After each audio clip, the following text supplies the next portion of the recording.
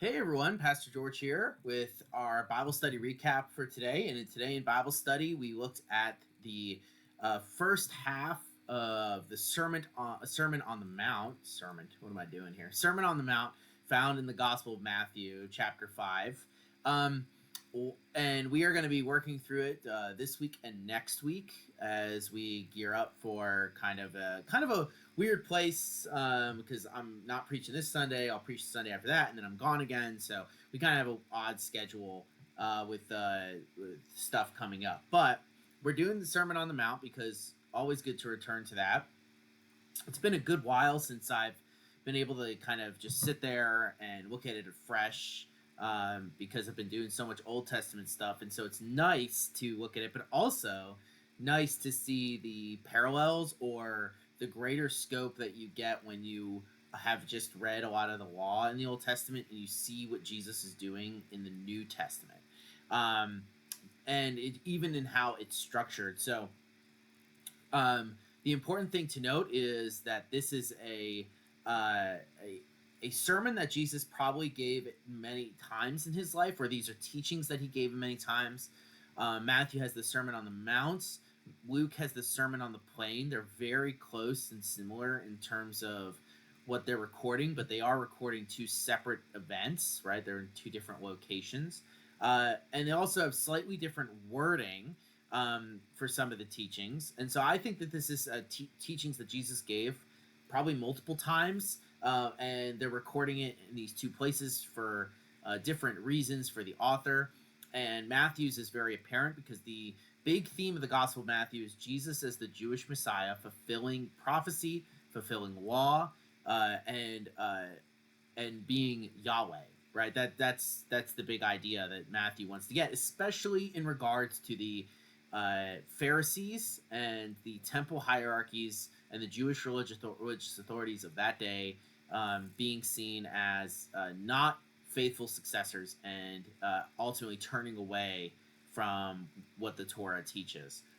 And so Jesus here, right? It's called the Sermon on the Mount. That's actually how most people know it. My guess is most people wouldn't even know that there is a Sermon on the Plain that's recorded in Luke.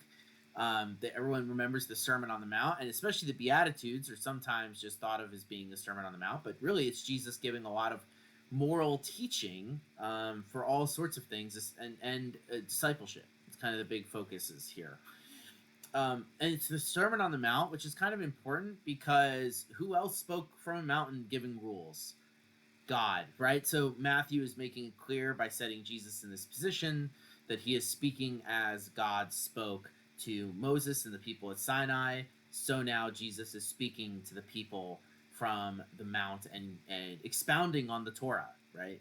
Um, and so what does he do? Well, he starts off with the Beatitudes. These are blessings. This isn't just saying you're good if you do this. This is saying God looks with favor on you, and you have the Beatitudes that are there. And next, you have a focus on discipleship with the stuff about salt and light. Salt is kind of important as a preservative, not so much for taste, but preservative. So the idea here is if you're supposed to be the salt, right, you are not supposed to be like the world.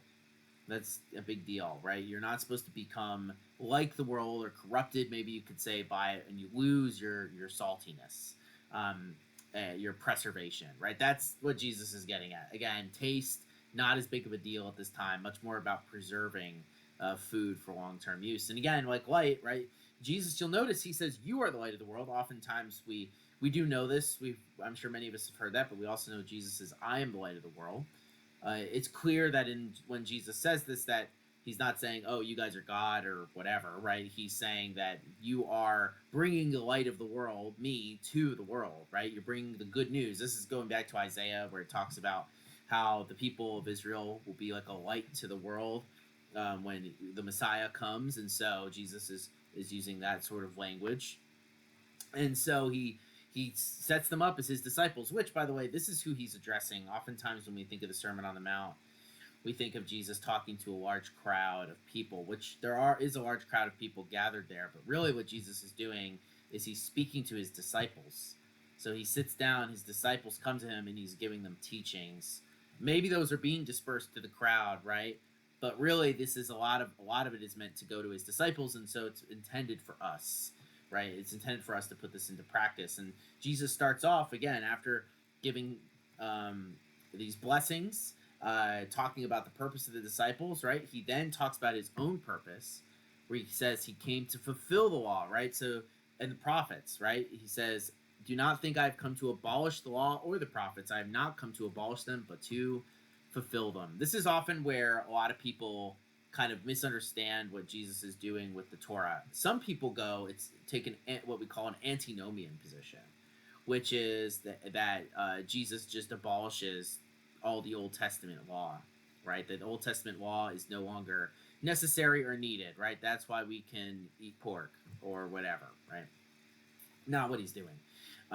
Jesus doesn't actually ever lessen the effect of the law. We're actually going to see he makes it stronger, right? He actually goes above and beyond the requirements that were given in the Torah for people, right? Because the position of the Hebrew Bible, of the Torah itself, and the prophets is that God cares about the heart more than the actions. This is the big difference between what is developing at the time, so early Judaism and Christianity, right? Is that the Pharisees, who will are the synagogue leaders and things like that, are really big on this oral Torah that's developed over time. That's all about, you can't do this, you can't do this, you can't do this. This is breaking the law, right? This is breaking the law. All these types of things. A lot of things not found in the Torah. Jesus will get into that. If you want to kind of see him respond to a lot of these things, you can see this later in Matthew when he talks about the woes to the scribes and the Pharisees. So you have that developing, but you also have Jesus taking this and running with it, right? So you this idea of the heart and going with that. So it's not an antinomian getting rid of the law. It's not an adding to the law. That's not the purpose of it either. It's getting to the purpose of the law that's in the heart. Right? That's the idea. So where does he start? It starts with anger, and you can see this, right? You have heard that it was said of old, "You shall not murder, and whoever murders will be liable to judgment." Now, these things aren't found in the Torah. Like, that's not found in the Torah. This is Jewish teaching, right? And this isn't like an insult or something, but this is kind of the thinking that was at the time, right? But Jesus says, whoever is angry will be liable. If you insult your brother, you'll be liable to the councils. This is like the council of the Sanhedrin and things like that, right? Even you fool, this word rakah, which there's uncertainness about what that means, but it was clearly a great insult at the time, and it was worthy of special punishment. And so basically Jesus ups the ante even further, right? Rakah would get you sent to the council, but now hating someone gets you there. Any insult gets you sent there, and Rakah gets you sent to the fire of hell, right? Gehenna. And so he talks about reconciliation and coming to terms and things like that, right? And then he goes on to adultery, right? You shall not commit adultery. That is from the Torah, right? But Jesus then says, I tell you, even if you look at a woman with lustful intent, you've committed adultery with her in his heart, right? If your right eye causes you to sin, tear it out and throw it away, for it is better to lose one of your members than your whole body to be thrown into hell. And so again, right, Jesus here is commanding to not lust. And this is above and beyond the Torah's written rules. This is what God wants, right? This is what he wants in the Torah. And again, I think that's clear in the Old Testament. But this is what Jesus is harping on. It's not just following the rule that's the purpose of the law. It's also the heart, right? That God wants a circumcised heart, as he says in the prophets, right? And then this is best taken up in divorce, right? This is one of Jesus' toughest teachings by far, especially in the modern world, where we treat divorce pretty with a lot of kid gloves. Let's be honest, right? I'm not commenting on anyone's specific life here, okay? I'm just saying, like, if you look at our culture, do we happen to be a culture that values marriage really highly? I don't think so, right? I think that divorce rates being what they are show that. And I'm not not commenting on anyone's particular life stance, just saying that I think we can look at our culture and understand what's going on, right? And so he quotes the teachers. He says, "Whoever divorces his wife, let him give her a certificate of divorce. But I say to you that everyone who divorces his wife, except on the ground of sexual immorality, makes her commit adultery, and whoever marries a divorced woman commits adultery." This is more strict. I'm going to tell you, this is the most strict sexual ethic that's in the ancient world when it comes to the ancient world that Jesus was living in, right? Maybe there was some Jainist or Hindu or Buddhist sect out there that was even more intense, but at this time, right, there were people, although in the Jewish world it was very uncommon by this point. Polygamy was common, not in the Roman world, but definitely in areas around it. Okay, so polygamy is something that happens. Consistent divorce and remarriage is something that happens, just both in Rome and in the Jewish world. And remarrying after, right, is very common. And so, what does Jesus say? Jesus says that the sexual union is designed for two people in marriage for life. If you divorce and then marry someone else, you commit adultery, right? That's how strong Jesus's sexual teaching is. He's even above the Pharisees, who actually were kind of divided on this issue, but the Essenes, who also were really strict. They thought that the Pharisees were too weak on this, but Jesus goes even beyond them in his holding to this purpose of the law, right?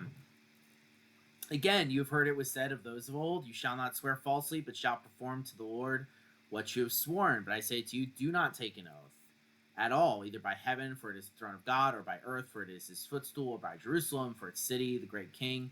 And do not take an oath by your head, for you cannot make one hair white or black. Let what you say be simply yes or no. Anything more than this comes from evil. Now, Jesus is not saying you cannot take an. I know it's going to say, it says, do not take an oath. And I say, he's not saying you cannot take an oath. Right? It sounds stupid, but you have to read it within the context, right? Jesus it responds to an oath by the Sanhedrin later in the Gospel of Matthew. What he has in mind here of oaths, right, is you shall perform to the Lord which you have sworn. You shall not swear falsely, right? This is not a prohibition on oath as a universal practice. This is actually Jesus narrowing this down, right? Because the idea here is that at this time, again, in certain rabbinical teaching, you were allowed to get out of doing an oath if you did certain things. And so Jesus is commenting on that, right? Very common practice, basically holding, crossing your fingers behind your back when you say something. Jesus is saying, don't do that, right? Either yes or no. That's it, right? That's what you need to do. So you can take it, but the point is that where's your heart in doing this? Are you using the law to kind of get around having to fulfill an oath, or are you actually intending on fulfilling it? If you're not, just say no. If you are, then say yes. This is an interesting one because this is found in the law. It says, "You have heard that it was said, an eye for an eye and a tooth for a tooth. But I say to you, do not resist the one who is evil. But if anyone slaps you on the right cheek, turn to him the other also. And if anyone would sue you and take your tunic, let him have your cloak as well. And if anyone forces you to go 1 mile with him, go with him 2 miles. Give to the one who begs from you, and do not refuse to the one who would borrow from you." Yeah, tough teaching, right? Tough teaching to put into practice. I just want to comment on eye for an eye because this is found in the law, and misinterpreting what Jesus said here could be seen as him getting rid of this teaching. A lot of people misunderstand this teaching, right? Famously, Gandhi said, "An eye for an eye leaves the whole world blind." That's a misunderstanding of what this is intending. So the eye for the eye, tooth for tooth, is not meant to be positive for revenge. It's a legal principle, and the legal principle is that you are punished appropriately for the crime that you committed. An eye for an eye and a tooth for a tooth. Because it involves body parts and seemingly the taking of body parts, that is why it has such a negative reputation. But if you read the law itself, that's not really what's happening, right? There are many times in the Hebrew Bible, in the Torah, when this law is applied, right? It's stated, and then the idea is sometimes, yeah, that life is taken for life, or other times it's recompense is paid, right? So it's not that you are hurting people. The point is that the uh, punishment is supposed to match the crime. It's actually supposed to keep people from going overboard. That's the whole purpose of it, right? The purpose of it is to keep people from uh, going too strongly. So, for instance, you come over to my house. I have a pool. Let's say you're walking around, you fall in the pool, and you scrape your knee on my thing. You sue me for $500,000. Very common thing in the United States these days, right? Is that an eye for an eye or tooth for a tooth? No, that's revenge, right? That's bad justice if that's given, right? That's not an eye for eye, tooth for tooth moment. In fact, Jesus is saying that we should avoid any sort of retaliation when it comes to justice at all, right? And do not resist the one who is evil. If anyone slaps you on the right cheek, turn him the other also. If anyone would sue you and take your tunic, let him have your cloak as well. And if anyone forces you to go 1 mile, go with him 2 miles. He's referring to a Roman practice where they could conscript you to carry their stuff for them. So give to the one who begs from you, and do not refuse the one who would borrow from you. I think, again, in context here, right? This is not just letting people walk over with you. This is Jesus within what he is saying in this, not seeking retribution, because that's how this was being applied at the time, right? That's not the goal of the Torah, is to give that, right? The law will carry itself. It's not on you to just say, I get my just desserts, and to hell with everyone else, right? All right. And lastly, this is an important one. You have heard that it was said, you shall love your neighbor and hate your enemy. But I say to you, love your enemies and pray for those who persecute you, so that you may be sons of your Father who is in heaven. For he makes his sun rise on the evil and on the good, and sends rain on the unjust and the unjust. For if you love those who love you, what reward do you have? Do not even tax collectors do the same? And if you greet only your brothers, what more are you doing than others? Do not even the Gentiles do the same? You therefore must be perfect, as your heavenly Father is perfect. So Jesus, again, right? This is kind of the big push of discipleship, or following God, following the true heart and law of the Torah, is to love your neighbor. Right, this comes from the Torah. This isn't a Jesus original. Well, I mean, it is, because Jesus is God and God gave the Torah, but this isn't a New Testament original, right? This is found. What is commonly misunderstood is that in the Torah, is that God intended this to apply to all people, and you can see that, right? Because he gives provision for the exile and the foreigner and slave and all these people that are normally considered on the outside of law and things like that at this time, right? But what does he do here? Well, Jesus says, and how is this applied? Most people said that this was only for fellow Jews, and Jesus says, not at all, right? That's not what the Torah is about. It's actually for your enemy, the people who persecute you. And then he gives examples of people that were not liked at that time, who do the same things, and he's saying, like, listen, if you think you're better than these people, but you're not really, because you're not loving your neighbor as the law requires. And then he ends, or this section ends, by saying we should be perfect. Of course, perfection is not attainable, at least in my view. Some Christians do. I don't think so. I think, the sin nature keeps us from doing that. But at least on this side of glory, right, we can't be perfect, but we strive to be and to follow these teachings, right, and to apply the Torah in our lives. And so this is an important part of it. This is Jesus expounding on this, and actually this idea of being perfect is going to be important as we get into discipleship, or kind of the practical effects of some of these things next week, kind of what it looks like spiritually to follow Jesus, giving to the needy, the praying, the fasting, anxiety, judgment, all these types of things, right? So this is more of the moral stuff in the beginning, and then Jesus ends by a lot of it's all, of course, morality and things like that, but you get it, right? This is more kind of legalistic teaching on Jesus's part in chapter 5, and 6 and 7 have a lot more kind of discipleship focus in terms of what they're about. So Yeah, that's what I wanted to talk about. Hope that was interesting to all of you. I know I didn't go deep dive into the Beatitudes, but all you have to know by that is just that um, this is the type of person who's approved by God, and so you should strive to do those things.